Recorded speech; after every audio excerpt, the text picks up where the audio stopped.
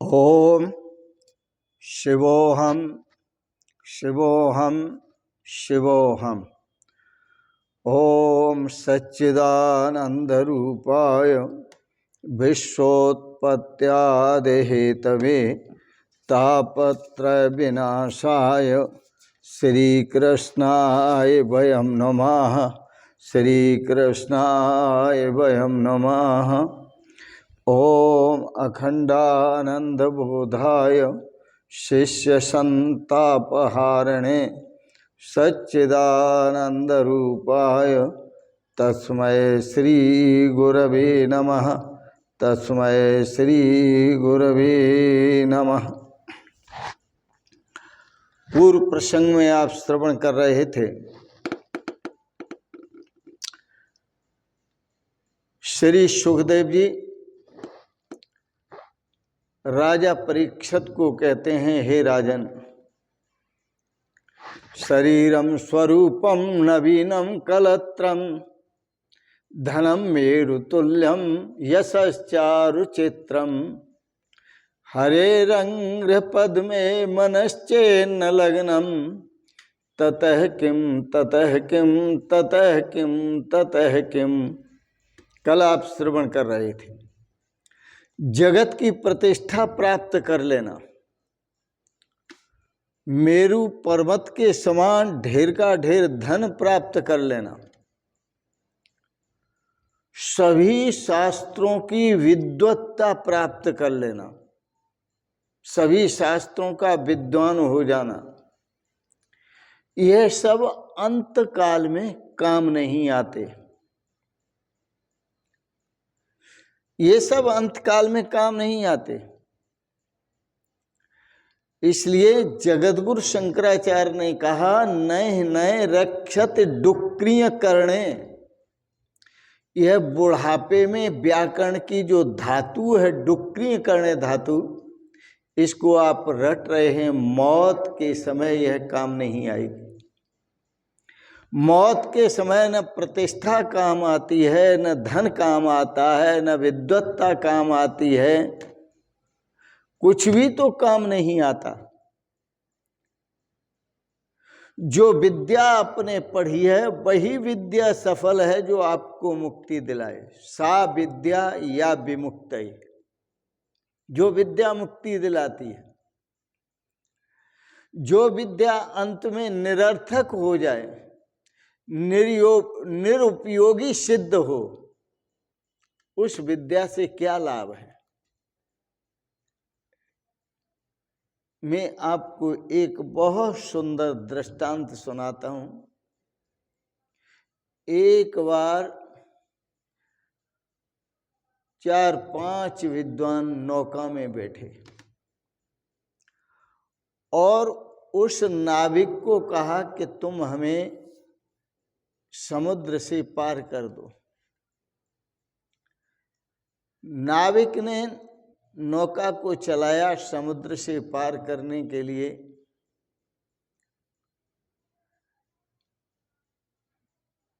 तो नौका में बैठे हुए विद्वान जब नौका चलने लगी तो आपस में विचार करने लगे। सभी विद्वान सुधारक थे, प्रचारक थे,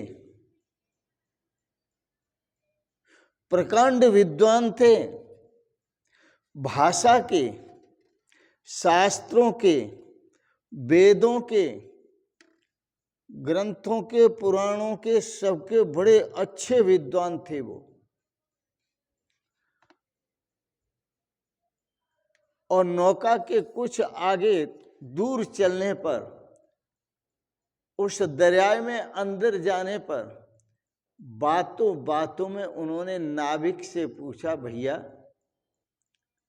तुम ये बताओ कितने पढ़े लिखे हो। नाविक ने कहा, कैसी पढ़ाई और कैसी लिखाई, न मैं पढ़ना जानता हूं न मैं लिखना जानता हूं, बस मैं तो केवल नौका चलाना जानता हूं और कुछ मुझे नहीं आता। विद्वान पूछते हैं उस नाविक को, क्या तुम्हें इतिहास आता है, कुछ इतिहास की जानकारी है क्या? और जानकारी है तो बताओ, इंग्लैंड में कितने अवार्ड हुए हैं? नाविक कहने लगा, मुझे इतिहास का कोई ज्ञान नहीं है। पंडित फिर पूछते हैं, क्योंकि पंडितों के पास प्रश्न बहुत होते हैं जिनका उत्तर देना बड़ा मुश्किल होता है। वो पंडित ऊहापो विचक्षण होते हैं, तर्क और वितर्क में विचक्षण होते हैं, बहुत तेज होते हैं। पंडित जी ने पूछा, फिर ये बताओ, तुम्हें एशिया इतिहास नहीं जानते तुम? बोले, हाँ मैं इतिहास नहीं जानता। तो पंडित जी बोले, तुम्हारी जो जिंदगी है 1/4 बेकार गुजर गई। आगे पंडित जी बोले, क्या तुम्हें भूगोल आता है? आप भूगोल आता है तो लंदन शहर की आबादी बता सकते हैं कितनी आबादी है? नाविक ने कहा, भैया मैं भूगोल को नहीं जानता। पंडित, ओह, यदि तुम भूगोल को नहीं जानते, किम आश्चर्यमितः परम, इससे बड़ा और आश्चर्य क्या होगा? तुम्हारी जिंदगी तो आधी बेकार चली गई। तुझे साहित्य का ज्ञान नहीं है, भूगोल का ज्ञान नहीं है। शेक्सपियर के कौन से नाटक तूने पढ़े हैं? अंत में पूछा पंडित जी ने कि शेक्सपियर के नाटक जो हैं कितने पढ़े हैं तुमने, और उसके कितने नाटक हैं? नाविक ने कहा, मैंने साहित्य पढ़ा ही नहीं है। इतने में नदी में तूफान आ गया, बड़ा तेज तूफान आ गया। नौका इधर से उधर डोलने लगी। नाविक विद्वानों के पास सरक कर गया और कहा, भैया बात सुनो। नाविकों उनका, भैया बात सुनो, यह नौका डूब रही है। उन विद्वानों ने पूछा, हाँ बताओ, क्या लगता है आपको? बोले, हमें तो लगता है कि हमारी नौका पानी में डूब जाएगी। अब मैं आपसे पूछता हूं, नाविक ने कहा, कि आपको तैरना आता है कि नहीं आता? नाविक ने उन प्रकांड विद्वानों के पास जाकर पूछा कि नौका अब ये जलमग्न हो जाएगी, जल में डूब जाएगी, ये बताओ। सभी विद्वानों को पूछा, आपको तैरना आता है कि नहीं आता? सभी पंडितों ने कहा, हमें तैरना तो नहीं आता। बोले, तुम तैरना नहीं जानते? नाविक हरिहर हरिहर हरिहर करता हुआ और जल में कूद गया समुद्र में, और तैर करके पार हो जाता है। नौका के डूबने पर वो सभी भाषा के पंडित, शास्त्रों के पंडित, वेदों के पंडित डूब जाते हैं नौका के साथ ही।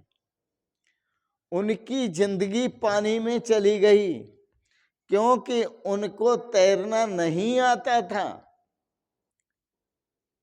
इसलिए किसी महापुरुष ने बड़ा सुंदर लिखा है, जिन्होंने तैरना सीखा वही बस पार होते हैं, जिन्होंने तैरना सीखा वही बस पार होते हैं। अनाड़ी मोह सागर से नहीं उद्धार होते हैं, अनाड़ी मोह सागर से नहीं उद्धार होते हैं। जिन्होंने तैरना सीखा वही बस पार होते हैं। हुआ भी ऐसा ही, तूफान आया, नौका भी डूब गई, विद्वान भी डूब गए, नाविक तैर करके बाहर गया। स्वामी रामकृष्ण परमहंस इस दृष्टांत को बहुत बार दिया करते थे, भक्तों को सुनाया करते थे सदा। यह दृष्टांत उनको बहुत अच्छा लगा। यह संसार ही तो समुद्र है। वो कहते थे यह संसार ही तो समुद्र है। इस भवसागर में एन केन प्रकार, यह भवसागर एन केन प्रकार पार करना है। वो विद्या आनी चाहिए जिस विद्या के द्वारा हम भवसागर को पार कर सकते हैं। तो जो विद्या सागर पार करने की कला सिखा दे, जो विद्या सागर संसार समुद्र को पार करने की कला सिखा दे, वही तो सच्ची विद्या है। यदि जो विद्या संसार सागर को पार करने की कला न सिखा पाए, भव सागर में डुबा दे, वो विद्या कोई विद्या नहीं है। इसलिए शास्त्रों में कहा सा विद्या या विमुक्त है। विद्या वही विद्या है जो मुक्ति दिलाती है।